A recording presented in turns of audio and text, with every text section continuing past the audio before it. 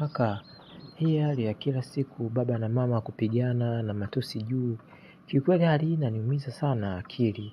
Na kwa ninavyoona katika familia hii, inanifanya mpaka na mimi niogope kuanzisha familia hapo baadaye. Au siku moja tuungane na mama ili tumpige baba ili tukwamishe hii tabia kaka. Hapana mdogo wangu. Unajua familia nyingi sana zina siri yake. Ugomvi huu wa baba na mama usikufanye uogope kuanzisha familia yako hapo baadaye. Busara zako na mipango yako na familia yako itakufanya uishi katika tamaduni na misingi mizuri ya kulea familia yako mdogo wangu. Na usithubutu kuingilia ugomvi wa wazazi. Sisi kama watoto hatuna mamlaka kuingilia ugomvi wa wazazi wetu.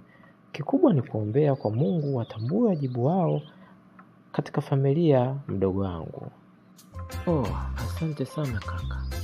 Maneno yako yameniponya kidogo katika moyo wangu. Umenifungua akili na mawazo yako nitafanya kazi kaka yangu. Asante sana kaka.